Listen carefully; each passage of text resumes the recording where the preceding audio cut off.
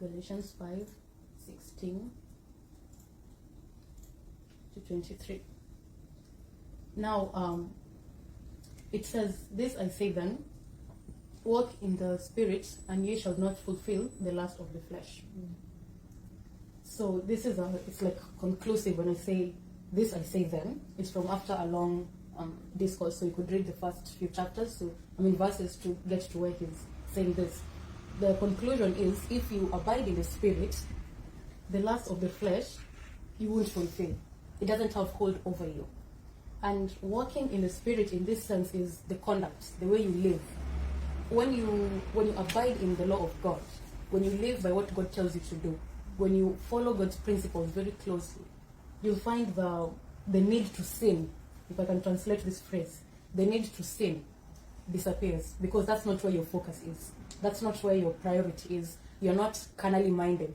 You're not worried about eating, resting, and everything that's the human form. That's not your worry, because you have a higher mind. You have a higher way of thinking that tells you it's not about this life. It's not about your physical sense. You're a spiritual being, and the spiritual things matter more than this physical body. So the needs of the physical body have a limit, but the spiritual needs are more important, because that's what God is looking for. That's what God needs you to grow.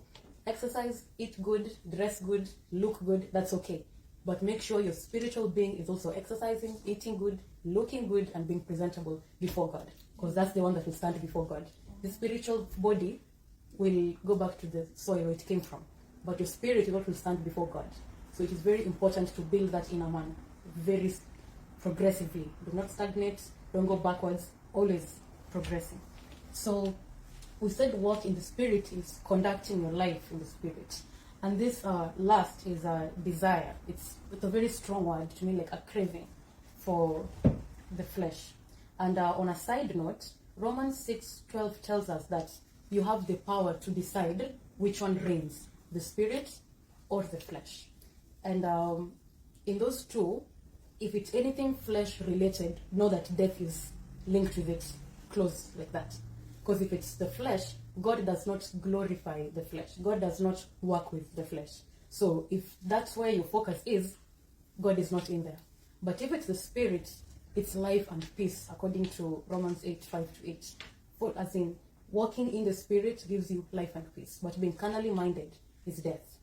So Romans 6:12 gives you the power to decide. Do not let sin reign in your life.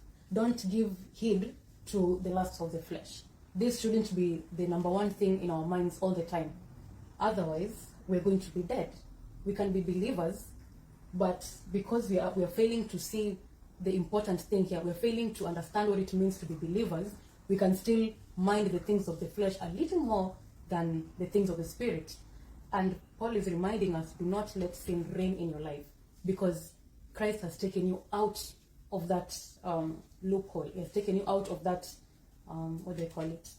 that chase of you sin, death. When he takes you out of that, sin and death do not become a daily routine in your life. Something else takes over, which is the law of God, which is walking in the Spirit. And this is very important for a believer, because now this is the ongoing process of purification. This is where you unlearn life and learn the ways of God, and that's where now you begin your new walk with Christ. And that's where you see the difference between being not born again and being born again. That's where you see the difference, because it's your walk in Christ. So you now realize that you have been saved by God. You have been saved by Christ. You've been saved through your faith in Jesus. But you realize you also have a hand in that. You can't say you've been born again, but your life is the same. You still mind the things of the flesh the same way before, and arrogantly say, His grace is sufficient. See, when we do that, we're in error. And when we're not careful, we are walking a very dangerous path, because one, you're not in wisdom, one, you're not in knowledge, and you have no faith when you say that. You just say, well, His grace abounds. Yeah, but do you understand what it means by His grace abounds?